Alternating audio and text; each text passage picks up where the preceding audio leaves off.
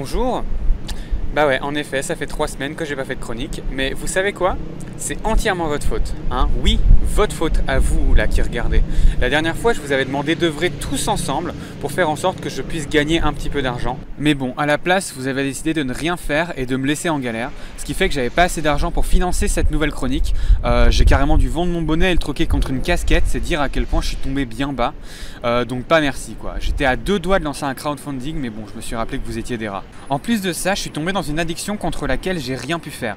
Je me sens désormais obligé de donner de l'argent à quiconque me le demande dans la rue. J'habite donc en Angleterre et c'est quelque chose que je ferais jamais ailleurs. En France, si quelqu'un d'une association me demande de l'argent, je dis désolé, j'ai rien sur moi, ou alors j'ignore et puis je passe mon chemin. Je peux pas mentir et faire croire que je parle pas la langue parce que mon accent français, sans vouloir me vanter, il est excellent. Mais en Angleterre, c'est une autre affaire. Techniquement, je pourrais très bien invoquer mon accent français et faire croire que je parle pas anglais avec un sorry, I don't talk English.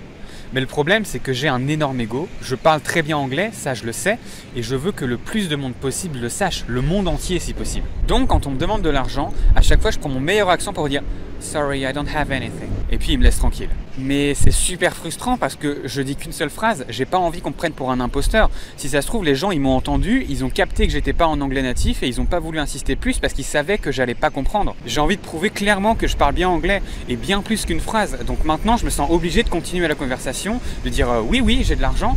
J'ai appris qu'un billet en anglais ça se disait a note, donc du coup maintenant je sors tout le vocabulaire de l'argent. Do you want a note? I've got thousands of coins, pour avoir la certitude qu'il me quitte en ayant bien dans la tête que je suis un excellent bilingue. Mais je crois que je suis allé trop loin dans cette volonté de me prouver aux autres, parce que maintenant je vais directement voir des gens au hasard dans la rue pour leur demander s'ils veulent bien que je leur donne un peu d'argent en ressortant tout le vocabulaire approprié.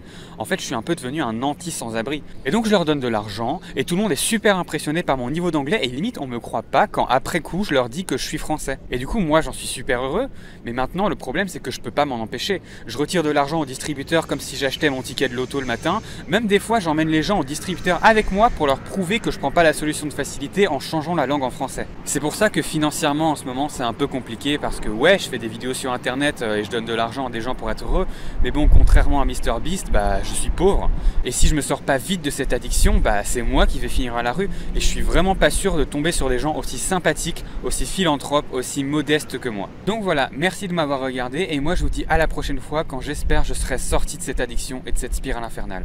Salut! Yeah, I'm sorry. I have a £20 note. Is that okay? Okay. Good. Here you go.